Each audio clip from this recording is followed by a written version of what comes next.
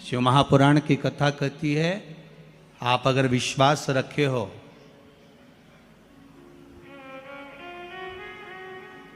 सफेद आंकड़े की जड़, जिस नारी का संतान नहीं हो, गर्भ नहीं ठहरा हो, सफेद आंकड़े की जड़, जिस देव अधिदेव महादेव की कथा जिस तुम्बरुका जी ने श्रवण कराई है, शंकर भगवान जिनके सामने बैठकर शिव पुराण की कथा सुन रहे हैं, उन तुमरुका जी का नाम लेकर शिवलिंग पे से 21 बार घुमाकर मंदिर में ही कमर पर 7वें दिन रजस्वला धर्म के जो बांध लेता है और एक पीपल का पत्ता अवधूतेश्वर महादेव का नाम लेकर शंकर पर चढ़ाकर उसको गाय के दूध में उकाल कर रात्रि को दोनों पति पत्नी अगर पीकर सोते हैं, 3 महीने में भगवान भोलेनाथ उसकी गोद भर देते हैं। ये शिव तत्व। शंकर देता जरूर है। माता अंजना के यहां स्वयं शिव महापुराण की कथा कहती है, स्वयं शास्त्र वर्णन करता है, माता अंजना माता के गर्भ से संतान नहीं हुई। 42 वर्ष की माता अंजना हो गई थी और 42 वर्ष की होने के बाद भी माता अंजना के गर्भ से संतान नहीं थी। जब संतान नहीं हुई तब बार बार निवेदन करा महाराज केसरी से, तब नहीं संतान हुई तब अपने पिता से जाकर निवेदन करा, पिताजी गौतम बाबा से निवेदन करती है माता अंजना कि मेरे गर्भ से संतान नहीं, मुझे औलाद नहीं, क्या करूं? तब गौतम बाबा ने कहा एक पार्थिव शिवलिंग का निर्माण करो, मिट्टी का शिवलिंग बनाओ, उसकी पूजन करो। और माता अंजना उस मिट्टी के शिवलिंग के पूजन में ऐसी लीन हो गई कि मिट्टी का शिवलिंग का निर्माण करती, पूजन करती। एक बार देवाधिदेव महादेव ने कह दिया, जाओ पार्वती जरा जाकर पूछो कि अंजना को चाहिए क्या, अंजना माता को चाहिए क्या।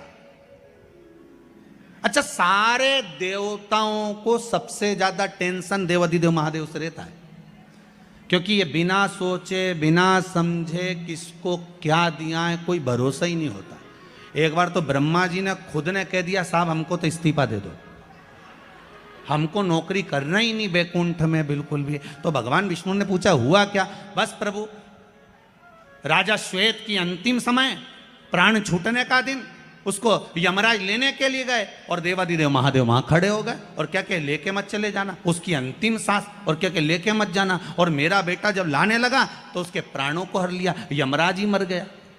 फिर मेरी पोती गई मृत्यु देवी, उससे कहा उठा ला राजा श्वेत को, वो राजा श्वेत को जैसे ही मृत्यु देवी ने फांस डाली, भगवान शंकर ने उसको भी मार दिया। अब बताओ, सूर्य नारायण भगवान बोले कि मेरा बेटा भी मर गया, मेरी पोती भी मर गई, अब बताओ क्या करें? तो भगवान ब्रह्मा जी ने शंकर जी से जाकर कहा, भोलेनाथ ये आपकी आदत बहुत गलत है, जब इसको मरना था तो आपने क्यों बचाया? शंकर जी बोले मेरे मंदिर में बैठा था, जगह तो देखो कि कहां बैठा है।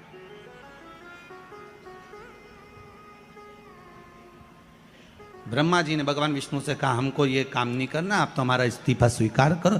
भगवान विष्णु ने शंकर जी से कहा, भोलेनाथ जी अब इनके बेटे को, सूर्य नारायण के पुत्र को और पोती को जीवित करो। शंकर भगवान करे एक शर्त पर जीवित करूंगा, जहां मेरा भजन हो रहा हो, जहां मेरी कथा हो रही हो, अगर कोई महामृत्युंजय मंत्र का जाप कर रहा हो, श्री शिवाय नमस्तुभ्यम जप रहा हो, शंकर का पंचाक्षर मंत्र नमः शिवाय जप रहा हो, शंकर जी कहते हैं उस समय पर मृत्यु उसको ना घेरे।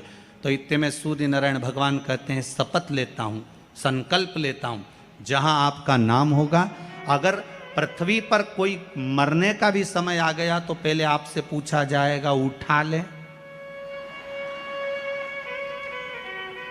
तुम बोलोगे तो बात दूसरी है। शंकर जी बोले हम बताएंगे तो उठाना, हम बोल दें अगर ये शंकर जी का नाम जप रही है और पड़ोसन नी जप रही है तो हम इशारा कर देंगे बाजू वाली को उठा ले, तुम टेंशन मत